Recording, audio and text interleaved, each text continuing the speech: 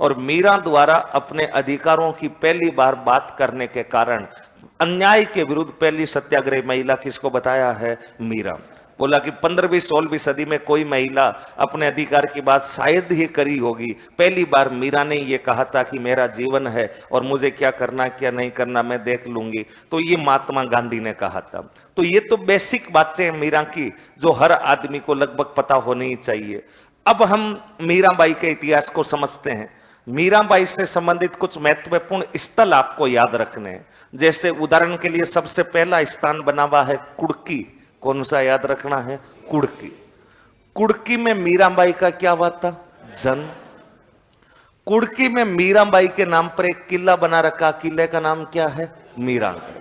कोई पूछ ले कि भाई मीरा के नाम पर किला कहां बनाया हुआ है, तो वो कुड़की में बना हुआ है, मीरागढ़। यहां मीरा का केवल जन्म ही हुआ था। मीरा के जन्म के कुछ समय बाद ही मीरा की मम्मी की डेथ हो गई थी, और मीरा की माताजी की डेथ होने के बाद मीरा का लालन पालन कुड़की की बजाय कहां पर किया गया था? मेड़ता। मीरा कुड़की के बाद कहां आ जाती है? मेड़ता। और मेड़ता क्यों? मेड़ता में मीराबाई के दादा का नाम था राव दुदा, और ये मेड़ता के राजा हुआ करते थे, मेड़ता के शासक थे। मीरा के पिता ठिकानेदार थे। मीरा के पिता मेड़ता के नहीं, कहां के ठिकानेदार थे? बाजोली। बाजोली नाम का एक ठिकाना था, वहां के ठिकानेदार थे। और मीरा के दादा मेड़ता के राजा थे। इसलिए मीरा का लालन पालन दादा के पास हुआ था। दादा और दादी ने मीराबाई का लालन पालन किया था मेड़ता में। और मेड़ता में जब मीरा 4-5 साल की थी, तब वो अपने दादा से प्रभावित होकर के किसकी भक्ति में लीन हो गई थी? कृष्ण भक्त। 4-5 साल की उम्र में, 4.5 साल की मीरा रही होगी। 1502 ईस्वी के अंदर मीरा तपस्या करना शुरू कर देती है। 4-5 साल के बच्चे को क्या पता कृष्ण भक्ति क्या होती है क्या नहीं होती है। नासमझ उम्र होती है, हंसने खेलने कूदने खाने पीने की उम्र है, और मीरा उस समय सीरियस हो जाती है भगवान कृष्ण की भक्ति को। मीरा को ये प्रेरणा अपने दादा और दादी से मिली थी। मीरा एक बार मेड़ता के किले के बाहर खेल रही थी, उधर से कोई बारात जा रही थी, और मीरा अपने कुछ फ्रेंड्स के साथ, पहली बात तो आपके दिमाग में ये रहे कि मीरा साधारण परिवार से है या राज परिवार से? मीरा रॉयल फैमिली से है, और वो ताकतवर राज परिवार से है। क्योंकि हम आगे अभी पढ़ेंगे कि मीरा का विवाह चित्तौड़गढ़ होगा। चित्तौड़गढ़ मतलब मेवाड़, और मेवाड़ उस समय का सबसे ताकतवर राज परिवारों में से एक राज परिवार था। उस राज परिवार की मीरा बहू बनेगी, तो स्वाभाविक सी बात है मीरा साधारण परिवार से नहीं है, मीरा रॉयल फैमिली से है। इसलिए मीरा अपने कुछ फ्रेंड्स के साथ मेड़ता के किले के बाहर खेल रही थी, और उसी समय उधर किले के बाहर से एक बारात निकल रही थी। बारात में बैंड बाजे बज रहे थे, कुछ बाराती नाच रहे थे, और एक बड़ा खूबसूरत सा दूल्हा घोड़ी पर बैठा हुआ था। दूल्हे की शकल सूरत बड़ी खूबसूरत थी। मीरा नासमझ है, 4-4.5 साल की मीरा की उम्र है। मीरा ने जब ये बैंड बाजे बजते देखे, तो उधर बैंड बाजों की तरफ देखा, घोड़ी की तरफ देखा, तो घोड़ी पर एक बड़ी खूबसूरत सा शकल का दूल्हा वहां पर बैठा है, और मीरा को वो चेहरा दिल में उतर सा गया। मीरा छोटी बाल्यावस्था में है, और मीरा उस घोड़ी के पास चली जाती है, और दूल्हे को गौर करके देख रही है। बारात आगे बढ़ती जा रही है, और मीरा घोड़ी के पीछे पीछे चलती जा रही है। मेड़ता के किले से 1-1.5 किलोमीटर मीरा आगे जा चुकी थी। मीरा की दादी की थोड़ी देर बाद में नजर पड़ती है। मीरा की दादी बाहर आती है, मीरा की फ्रेंड से पूछती कि मीरा कहाँ गई, तो उनकी फ्रेंड्स ने बताया कि मीरा तो इधर से कोई बारात जा रही थी, उस बारात में शामिल हो गई। जैसे तैसे दादी ने पीछा किया, मीरा को पकड़ा, और मीरा को कहा कि मीरा कहाँ जा रही, कहीं खो जाएगी। मीरा ने कहा कि नहीं दादी, मुझे तो इनके साथ ही जाना है। दादी पकड़कर वापस किले ले जाना चाहती है, मीराबाई मान नहीं रही है। लास्ट में मीरा ने दादी से पूछा कि दादी बता पहले मुझे कि ये जो घोड़ी पर बैठा है ये कौन है। और दादी के मुख से अचानक निकल गया कि ये तो गिरधर गोपाल है, तुम घर चलो। मीरा ने कहा कि नहीं, मुझे गिरधर गोपाल चाहिए, मुझे गिरधर गोपाल चाहिए। दादी ने कहा कि तुम एक बार घर चलो, अभी तुम्हारे दादाजी आएंगे, तब वो तुम्हें गिरधर गोपाल ला करके दे देंगे। दादी वहां से तो मीरा को जैसे तैसे करके घर ले आई, लेकिन मीरा घर पर आने के बाद ना तो खाना खा रही है ना पानी पी रही है, एक ही रट लगा के बैठी है कि मुझे गिरधर गोपाल चाहिए, गिरधर गोपाल चाहिए। थोड़ी देर बाद दादाजी कहीं बाहर गए हुए थे, दादाजी घर पे आते हैं। दादी गुस्से में थी, दादाजी को कहा कि समझा लो अपनी पोती को, क्योंकि दादा मीराबाई से बेहद प्रेम करते थे। और वैसे भी अपने दादा और दादी जितना अपने पोते और पोती से प्रेम करते उतना अपने बेटे बेटी से भी नहीं करते। अपने राजस्थानी में कहावत है, मूल से ज्यादा ब्याज प्यारा होता है। यानी हमेशा दादा और दादी को पोता पोती ज्यादा प्यारा होता है या बेटा बेटी? पोता पोती। पोता पोती के जीवन के फर्स्ट दोस्त दादा और दादी होते हैं, और दादा और दादी के जीवन के लास्ट फ्रेंड उसके पोता और पोती होते हैं। वो भले ही मन में कुछ बोले नहीं, किसी के सामने कुछ जताए नहीं, लेकिन दादा और दादी के लिए अपने पोते और पोती के मन में जितना प्रेम होता है उतना प्रेम किसी के प्रति नहीं होता। इसलिए दादा ने अपनी लाड की पोती मीराबाई को समझाते हुए समझाया कि देख मीरा, गिरधर गोपाल बाजार में मिलने वाला कोई खिलौना नहीं है। अगर गिरधर गोपाल बाजार में मिलने वाला खिलौना होता तो तेरा दादा खरीद करके ला देता। पैसों की कोई कमी नहीं है। गिरधर गोपाल अगर किसी के कब्जे में भी होता तो भी तेरे दादा के पास इतनी विशाल सेना है कि वो किसी के ऊपर आक्रमण करके उसको युद्ध में हरा करके भी गिरधर गोपाल ले आता। लेकिन गिरधर गोपाल बाजार में उपलब्ध कोई वस्तु नहीं है। मीरा, समझने का प्रयास कर। गिरधर गोपाल पाने के लिए वर्षों वर्षों तक तपस्या करनी पड़ती है। मीराबाई ने कहा कि दादाजी मैं तपस्या करने को तैयार हूं, बस मुझे गिरधर गोपाल चाहिए, मतलब गिरधर गोपाल चाहिए। और मीरा जिद करने लगी। दादा को भी प्रारंभिक समय में ऐसा लग रहा था कि अभी लड़की है, जिद कर रही है, एक दो दिन में समझ जाएगी। इसलिए दादाजी ने कहा कि ठीक है, तुम आज से ही तपस्या करना शुरू कर दे और एकांत में बैठकर भगवान कृष्ण का नाम लेना शुरू कर दे। और मीरा महल में साइड में रह करके कंटिन्यूअसली 10-15 दिन तक भगवान कृष्ण का नाम जपती है। दादा को लगा कि मीरा नहीं मानेगी, इसलिए दादा ने वापस मीरा को समझाया।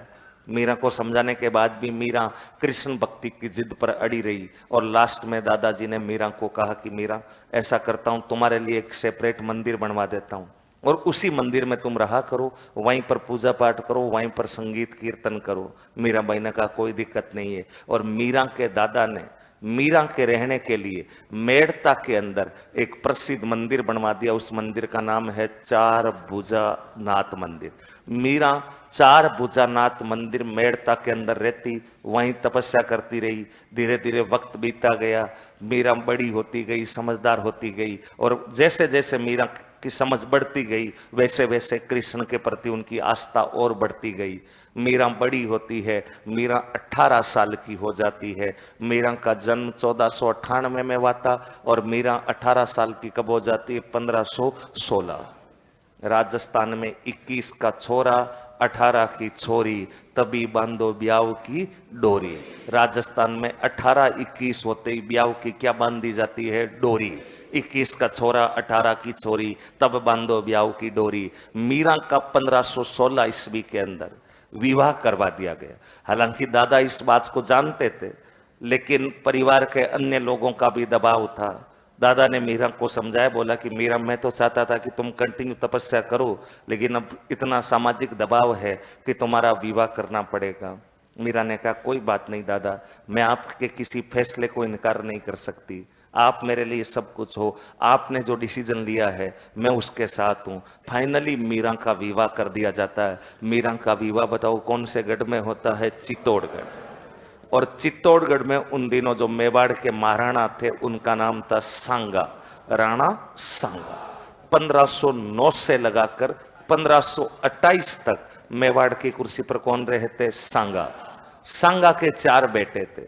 सांगा के एक बेटे का नाम था भोजराज, एक बेटे का नाम रतन सिंह, एक बेटे का नाम विक्रमादित्य, और विक्रमादित्य के बाद एक बेटे का नाम था उदय सिंह।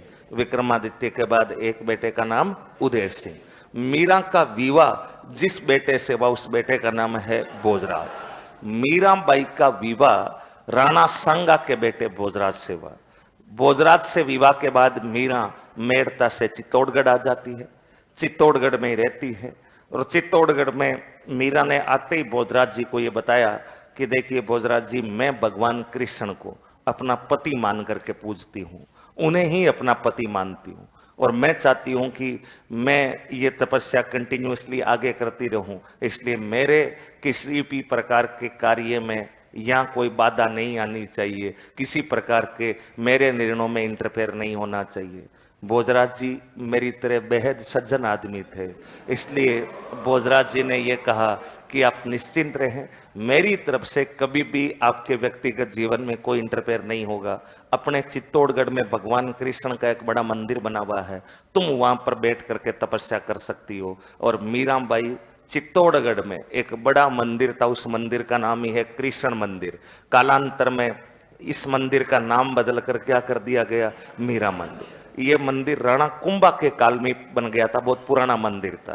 तो जो कृष्ण मंदिर था, जिसको वर्तमान में हम मीरा मंदिर कह देते हैं क्योंकि यहाँ मीरा ने तपस्या की थी, उस कृष्ण मंदिर में बैठ करके मीरा तपस्या करती थी। भोजराज जी की तरफ से उनके जीवन में किसी प्रकार का विघ्न या कोई बाधा उत्पन्न नहीं की जा रही है। अक्सर भोजराज जी के दोस्त भोजराज को चिढ़ाया भी करते थे कि भोजराज विवाह का क्या फायदा, मीरा तुमसे तो प्रेम करती नहीं है, मीरा तो भगवान कृष्ण से प्रेम करती है, तुम्हारा तो नंबर नहीं, भगवान कृष्ण से ही मीरा प्रेम करती है। और भोजराज एक उत्तर में अपने दोस्तों का मुख बंद करवा देते थे।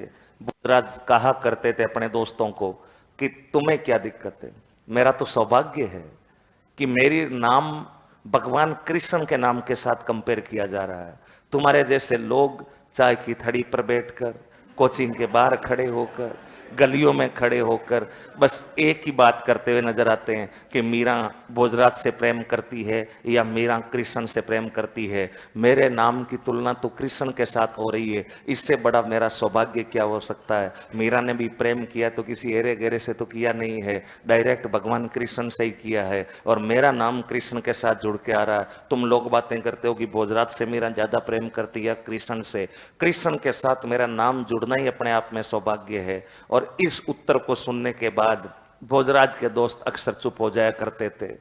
भोजराज जी बेहद सज्जन आदमी थे, लेकिन सज्जन आदमियों के पास ज्यादा टाइम होता कहाँ है। 1516 में विवाह हुआ और 1517 में भोजराज कौन से वासी हो गए, स्वर्गवासी। 1517 में, हालांकि भोजराज की मृत्यु को लेकर के इतिहास में कई सारे मतभेद है।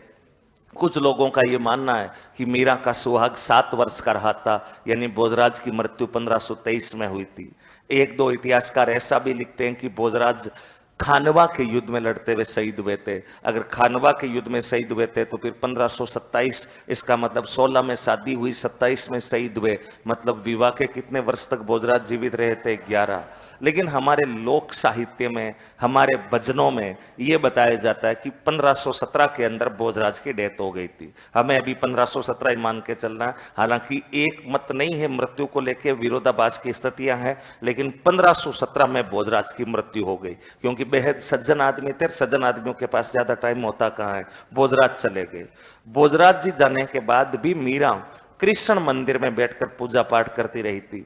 उनके भक्ति में किसी प्रकार का कोई दिक्कत नहीं आ रही थी। भोजराज की मृत्यु के बाद भी राणा सांगा जीवित थे या नहीं थे? राणा सांगा मीरा के रिश्ते में ससुर जी लगते हैं। भले ही ससुर जी लगे, लेकिन इन्होंने अपनी बेटी सा स्नेह दिया था। मीराबाई पर किसी प्रकार की कोई बंदिशें नहीं है, किसी प्रकार की कोई बाध्यताएं नहीं है। बाध्यताओं का मतलब यह है कि मध्यकाल में कई सारी व्यवस्थाएं होती थी और उन तमाम व्यवस्थाओं को मानना होता था। भाई मीरा उत्तर भारत ही नहीं, पूरे भारत के सबसे ताकतवर राज परिवार की बहू है, और उस राज परिवार की बहू है, रानी है, तो कई सारे प्रोटोकॉल्स होते हैं, बाकी रानियों के प्रोटोकॉल्स होते हैं। तो मीरा को उन प्रोटोकॉल से मुक्त रखा गया। ये कहा गया कि भाई मीरा तपस्या कर रही है, कहीं भी सत्संग में, जागरण में, भजन में, कीर्तन में मीरा आए जाए, कोई बंदिशें नहीं है। बाकी अगर राज परिवार की रानियां कहीं बाहर जाए तो उनके साथ सिक्योरिटी रहेगी, तमाम सैनिकों की पूरी बटालियन रहेगी, लेकिन मीरा पर यह कोई बाध्यता नहीं। मीरा को राणा सांगा ने अपनी बेटी सा स्नेह दिया। मीरा के रहने के लिए राणा सांगा ने एक महल भी बनाया, उस महल का नाम था कंवरपदा महल। मीरा यहाँ रहती, पास में कृष्ण मंदिर था, वहां तपस्या करती, आराम से रह रही है। सांगा इन्हें बेटी सा स्नेह दे रहे हैं, किसी प्रकार की कोई दिक्कत नहीं। बहुत सज्जन टाइप के राजा थे राणा सांगा, लेकिन सज्जन आदमियों के पास इस दुनिया में ज्यादा टाइम होता कहाँ है। 1528 में राणा सांगा भी कौन से वासी हो जाते हैं, स्वर्गवासी। सांगा की मृत्यु के बाद मेवाड़ की कुर्सी पर कौन बैठे, रतन सिंह। रतन सिंह जब राजा बने तो रतन सिंह भी बेहद सज्जन राजा थे। इन्होंने भी मीराबाई को किसी प्रकार से डिस्टरबेंस नहीं किया। आराम से मीरा तपस्या कर रही है। सज्जन आदमियों के पास ज्यादा टाइम होता कहाँ है। 1531 में रतन सिंह भी कौन से वासी हो गए, स्वर्गवासी। 3 साल की छोटी सी अवधि के लिए ये राजा बने और 31 में इनकी डेथ हो जाती है। रतन सिंह की मृत्यु के बाद अगला नंबर किसका आया, विक्रमादित्य। विक्रमादित्य राजा बनते मीरा के जीवन में भूचाल सा आ गया। विक्रमादित्य ने कुर्सी संभालते, क्योंकि विक्रमादित्य तो अल्पायु में थे। विक्रमादित्य के जो एडवाइजर कमेटी थी, जो सलाहकार समिति थी, विक्रमादित्य को उकसा देते हैं और विक्रमादित्य मीरा को अपने पास बुलाते हैं और कहते हैं कि मीरा, अब तक जो हुआ सो हुआ, कोई दिक्कत नहीं, लेकिन अब मैं राजा हूं और अब यहां क्या होगा क्या नहीं होगा ये डिसाइड मैं करूंगा। इसलिए जितने भी नियम कानून कायदे राज परिवार की अन्य महिलाओं के लिए लागू होते हैं, उतने कायदे आज से तुम्हारे ऊपर भी लागू होंगे। तुम इस प्रकार से बिना बताए आना जाना, सत्संग जागरण में कहीं पर भी बैठना उठना, ये सब अमान्य रहेगा। अब आपको वही करना है जो यहां से आदेश मिले, या आपको कोई करना है तो पहले आप यहां से परमिशन लेंगे कि मुझे वहां भक्ति में जाना है, वहां जाना है। बिना बताए आना जाना ये सब चीजें नहीं होगी। आपको तमाम वो सारे नियम मानने होंगे जो राज परिवार की अन्य महिलाएं मानती है। और भी कई सारी बातें कही और 15-20 मिनट तक मीराबाई को विक्रमादित्य अपने नियम बताते रहे। और 15-20 मिनट बाद में मीरा विक्रमादित्य की तरफ मुस्कुराती है और कहती है कि देवर जी, मैं क्या करूंगी क्या नहीं करूंगी ये मेरे व्यक्तिगत निर्णय है। मेरा जीवन है, मेरे कुछ अधिकार है और मैं अब समझदार हूं, क्या अच्छा है क्या बुरा है मैं अच्छे से देख लूंगी। आपकी सलाह के लिए धन्यवाद। मैं तपस्वी हूं और मुझे जो करना है वो मैं करती रहूंगी। भक्ति करना, सत्संगों में आना जाना, कोई छोटा बड़े का भेद नहीं करना, सब कुछ मैं करूंगी। विक्रमादित्य को जब इन्होंने बातों से बताया कि मैं उन तमाम नियमों को नहीं मानूंगी जो आप बता रही हो, तो इस बात से विक्रमादित्य गुस्से में आ जाते हैं। विक्रमादित्य कहते हैं कि आपको नियम मानने ही होंगे। और मीरा कह रही कि माई लाइफ माई डिसीजन, मैं समझदार हूं। और सही बात कह रही है मीरा। ये बातें हैं लगभग 1531 की। विक्रमादित्य राजा बताओ कब बने थे, 1531। 1531 में मुझे बताओ मीरा की एज क्या है। मीरा की एज, मीरा का जन्म 1498 में हुआ और ये वार्तालाप कब हो रहा, 1531। मीरा की एज क्या है, 33। क्या 33 साल का व्यक्ति फुली मैच्योर है या नहीं है। 33 साल का व्यक्ति अपने जीवन में क्या अच्छा है क्या बुरा है, क्या करना है क्या नहीं करना है, भविष्य के बारे में, भूत के बारे में, प्रेजेंट के बारे में सब कुछ जानता है। और 33 साल का आदमी भी अगर मैच्योर नहीं है तो फिर उसके मैच्योर होने की संभावना भी नहीं है। हाँ, ये मानते कि भाई 20 साल 21 साल 18 साल 19 साल, 18 से 24 साल की उम्र ये होती है जिसमें आदमी इतना मैच्योर नहीं होता। और मैच्योर नहीं होता तो वो कई सारे गलत डिसीजन भी ले लेता है, कई सारी वो गलतियां भी कर देता है। इस अवधि में तो उसे समझाने के लिए ठीक है, अपने को धर्म भी बनता है कि उसको समझाया जाए कि ये सही नहीं है ये गलत है, आप उसको समझा सकते हो। लेकिन 33 साल की उम्र में आदमी फुली मैच्योर है, उसे पता है कि क्या मेरे लिए सही है क्या मेरे लिए गलत है, जो मैं ये कर रहा हूं ये क्या रियली में सही है या ये मेरे लिए गलत है। अब मीरा को आप 33 साल की उम्र में एडवाइस दे रहे हो, ये तो ठीक नहीं है। विक्रमादित्य की बातों को मीरा ने मानने से मना कर दिया। इस बात से विक्रमादित्य और मीरा के अंदर थोड़ी सी खाई बन जाती है। मीरा वहां से वापस कृष्ण मंदिर में आकर के तपस्या करने लग जाती है। विक्रमादित्य नियम मनवाने को प्रयास कर रहे हैं। हालांकि अपने कई सारे भजनों में तो यहां तक बताया गया कि विक्रमादित्य ने मीरा को विष का प्याला देने का प्रयास हुआ था। मीरा के सामने जहर का प्याला भेजा था और अमृत बता करके भेजा था। मीरा ने वो प्याला पी भी लिया था, लेकिन भगवान कृष्ण की कृपा से वो जहर अमृत में बदल गया था। ऐसा हमें कई भजनों में बताया जाता है। कुल मिलाकर के विक्रमादित्य के काल में सब कुछ ठीक नहीं था, नियमों को बांधा जा रहा था, तरह तरह की बंदिशें लगाई जा रही थी और मीरा इन चीजों से परेशान रहने लगी। और मीरा ने फाइनली, जब मेवाड़ के राजा विक्रमादित्य थे, तब अपने गुरु रैदास जी को पत्र लिखा और कहा कि गुरु, लाइब्रेरी ज्वाइन करनी पड़ेगी, यहाँ बार बार डिस्टर्बेंस हो रहा है, तरह तरह के नियम बताए जा रहे हैं। रैदास जी स्वयं चित्तौड़गढ़ आते हैं, विक्रमादित्य से बातचीत करते हैं, विक्रमादित्य को समझाते हैं कि जब राणा सांगा के काल में कोई बंदिशें, कोई नियम कानून कायदे नहीं थे। जब भोजराज स्वयं ने किसी प्रकार के नियम कानून कायदे नहीं लगाए, जब रतन सिंह के काल में इस टाइप की कोई बाध्यताएं नहीं थी, तब ऐसा क्यों? विक्रमादित्य ने कहा कि नहीं, नियम सबके लिए बराबर है, यहां रहना होगा तो नियम मानना ही पड़ेगा।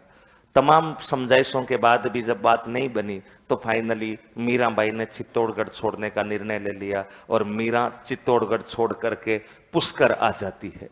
थोड़े समय तक मीरा पुष्कर रहती है, यहाँ तपस्या करती रहती है। फिर मीरा पुष्कर से सीधी की सीधी वृंदावन आ जाती है। वृंदावन कहां पर है? यूपी में। यहाँ आकर के जीव गोस्वामी नाम के एक बहुत बड़े संत थे, उन जीव गोस्वामी जी के पास में मीराबाई तपस्या करती रहती है। जीव गोस्वामी जी के बारे में कहते हैं कि इन्होंने ये प्रतिज्ञा ले रखी थी कि ये जीवन में किसी भी महिला का चेहरा नहीं देखेंगे। ये जब भी आश्रम से बाहर निकलते थे, आंखों पर काली पट्टी बांध कर निकलते थे। लेकिन मीराबाई के बारे में जब जीव गोस्वामी जी ने सुना, मीराबाई की त्याग तपस्या के बारे में जब सुना, जीव गोस्वामी जी ने सुना कि मीरा 4 साल की उम्र से तपस्या कर रही है और भगवान कृष्ण को अपना पति मानकर तपस्या कर रही है, तब जीव गोस्वामी जी ने मीराबाई को अपने आश्रम में तपस्या करने की अनुमति दी थी। यानी पहली महिला है मीरा जिसका चेहरा किस संत ने देखा था? जीव गोस्वामी। इससे पहले जीव गोस्वामी जी ने प्रतिज्ञा ले रखी थी कि मैं किसी महिला का चेहरा नहीं देखूंगा। उसके बाद मीरा यहाँ पर भी काफी टाइम तक तपस्या करती रही, लेकिन यहाँ पर भी मीरा को प्रभु की प्राप्ति नहीं होती है। मीरा फिर वृंदावन छोड़ करके कहाँ चली जाती है? द्वारिका। द्वारिका कहाँ पर है? गुजरात। यहाँ काफी टाइम तक मीरा तपस्या करती है और द्वारिका के बाद मीरा चली जाती है गुजरात में, एक जगह पड़ती है डाकोर। 1547 मीरा ने 1502 में तपस्या शुरू की और साल कौन सा आ गया है? 1547। लगभग मीरा को तपस्या करते हुए 45 साल का समय हो गया है। 45 साल से मीरा भगवान कृष्ण को अपना पति मान करके पूज रही है और इनकी तपस्या से आखिरकार प्रभु को खुश होना पड़ा और 1547 में डाकोर नामक स्थान पर भगवान कृष्ण मीरा को प्राप्त हो जाते हैं। अलग अलग यहाँ पर मान्यताएं हैं। कुछ मान्यताओं के अनुसार ऐसा बताया जाता है कि 1547 में जब मीरा डाकोर में बैठी थी, तभी डाकोर के अंदर भगवान कृष्ण का एक मंदिर है। उस मंदिर का नाम है रणछोड़ राय मंदिर। भगवान कृष्ण जी का मंदिर है और इस मंदिर में जो भगवान कृष्ण की मूर्ति, उस मूर्ति से भगवान प्रकट होते हैं और मीरा को कहते हैं कि मीराबाई आइए, मैं तुम्हें अपनाने को तैयार हूं। और मीराबाई का पूरा शरीर इस मूर्ति के अंदर समा जाता है। जब मीराबाई का शरीर इस मूर्ति में जा रहा था, तब मीराबाई ने एक ओढ़नी ओढ़ रखी थी। उस ओढ़नी का पल्लू पूरा शरीर चला गया। वो ओढ़नी जब मूर्ति में जा रही थी, तब मूर्ति का मुख बंद हो गया था और वो ओढ़नी का आधा सा पल्लू बाहर लटकता रह गया था। आज भी उस मंदिर की जो मूर्ति है, उस मूर्ति के मुख से ओढ़ने का पल्लू लटक रहा है। वो पल्लू हमारी राजस्थान की महिला संत मीराबाई का बताया जाता है। यानी फाइनली मीराबाई को जो भगवान कृष्ण की प्राप्ति होती है, वो किस स्थान पर होती है? डाकोर। कठिन तपस्या के बाद मीरा का जीवन सफल होता है। तो ये कुछ स्थान आपको याद रखने हैं। पहला स्थान जन्म कहां पर हुआ?